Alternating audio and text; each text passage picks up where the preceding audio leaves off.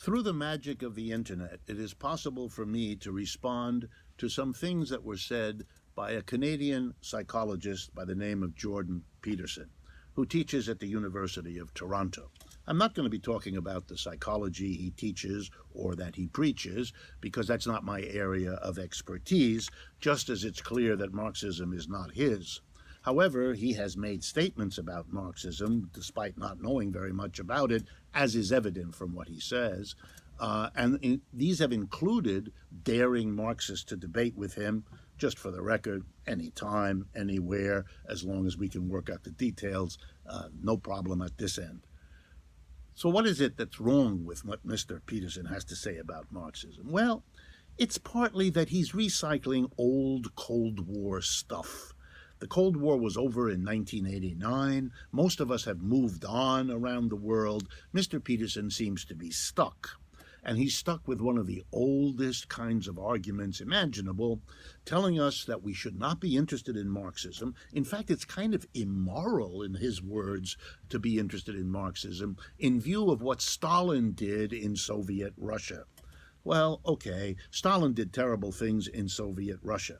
However, Marxism exists in every country on the face of the earth. It's been going on for 150 years, and a lot more than what happened in Russia under Stalin over a period of 15 or 20 years has to be taken into account if you're going to make an assessment of Marxism. To use the one example that is really horrible over there as the judgment on Marxism would be about the same sense as saying Christianity should be dismissed because of the Catholic Inquisition or the destruction of the Native American population by Christians, or the Holocaust against Jews, gays, and so forth by Christians in Germany, and on and on and on.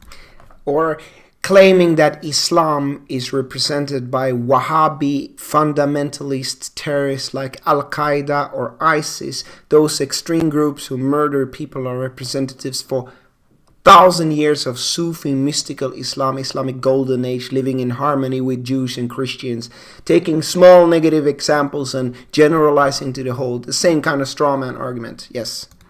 2 world wars by capitalist Christian countries fighting each other might all qualify for the kinds of argument Mr. Peterson makes. We don't make those kinds of arguments because they make no sense, and Mr. Peterson oughtn't to do that with Marxism. The only other thing to say is he seems to reduce Marxism, when he actually talks about it, to the problem of inequality, that some people are rich and others are poor, and he deals with that by the very sophisticated notion that poor people's anger at rich is their envy of the success. This is an insult to those folks who are critical of inequality, but apparently Mr. Peterson doesn't worry about that. So let's respond. Inequality is indeed a social problem, but it has nothing particularly to do with Marxism. People have been talking about the problem of inequality for thousands of years before there ever was a Karl Marx or a Marxism.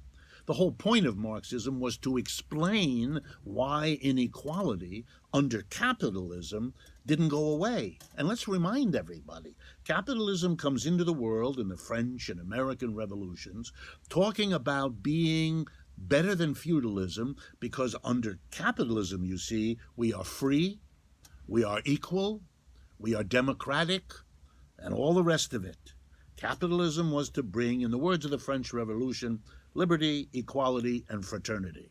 Well, as you know, and I know, and even Mr. Peterson must know, we have capitalism, we sure do, but we don't have freedom, equality, and fraternity, not even close. Mr. Peterson's own speech is an indication of that. Particularly not for black people. Me as an economist, I know how the GDP is distributed all over the world, and the income is distributed among white and black people in the Western world. It really makes me sad. Wealth inequality is a sensitive topic.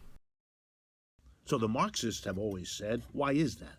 Why do we not have the equality that capitalism promised? And the answer is in the analysis of capitalism, the way in which capitalism organizes society with employers and employees.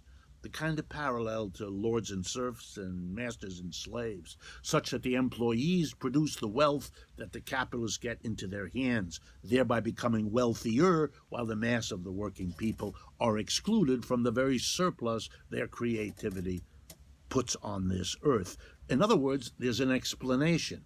If Mr. Peterson understood that, his critique of capitalism might address that explanation.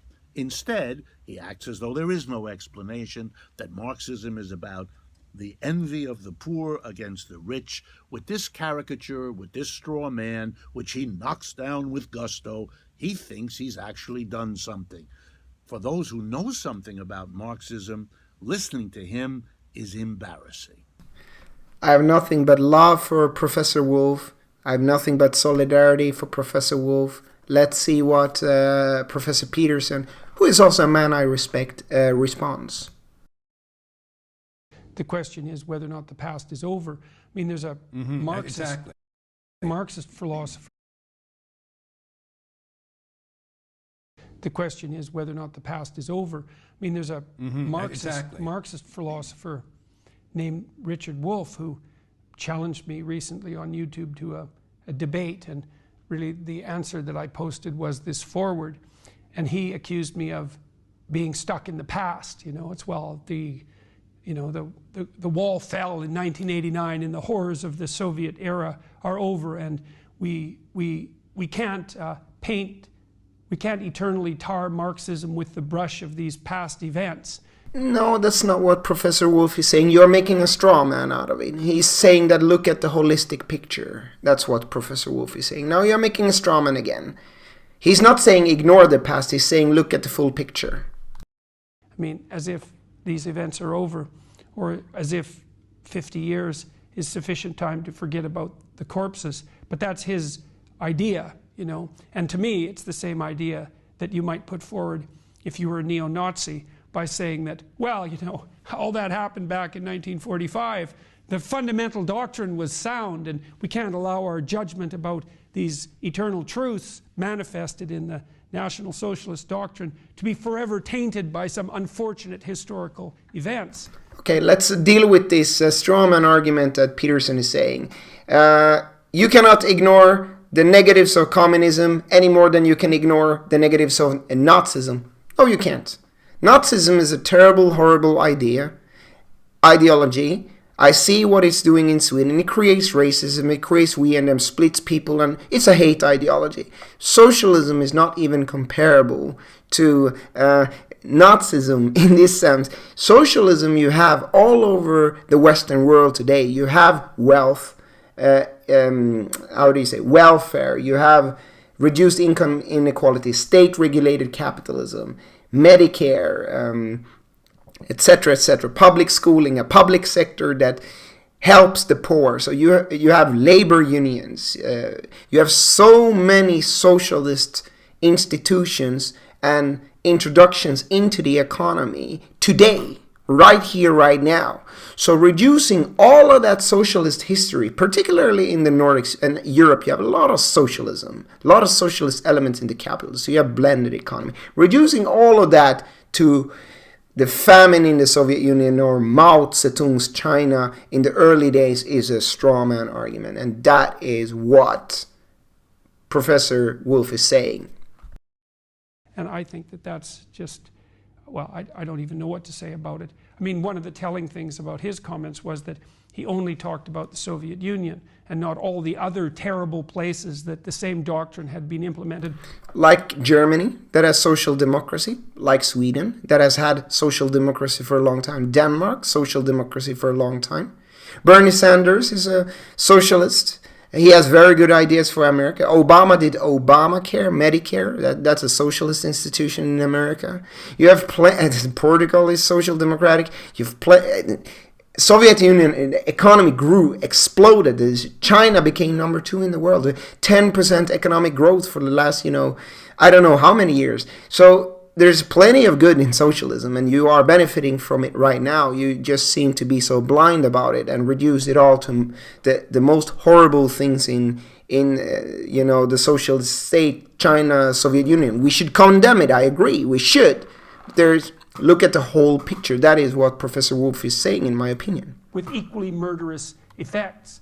And murderers. How many people did capitalism kill? Count British colonial rule and British imperialism, French imperialism, colonization, imperialization, First World War, Second World War, plenty of millions of people dying under capitalism. Still dying today because of poverty and wars. So if you would calculate death counts, capitalism, socialism, capitalism would be on top. So that was quite the argument by evasion. But what I tried to do, there's this professor, I think his name is WOLFF. He put a challenge up on YouTube to me a couple of weeks ago to debate him. And what did he say? He said, he criticized my criticism of Marx. He said, well, that Peterson, you know, he's basically stuck in 1989. It's like, we've progressed way past the time of the Stalinists. It's like... No, that's not what he said. He says that you're just looking at small negative events. You're not looking at the full picture of socialism, because Peterson, I honestly believe that you really don't understand what socialism means. Because a pure capitalist economy, you don't have that.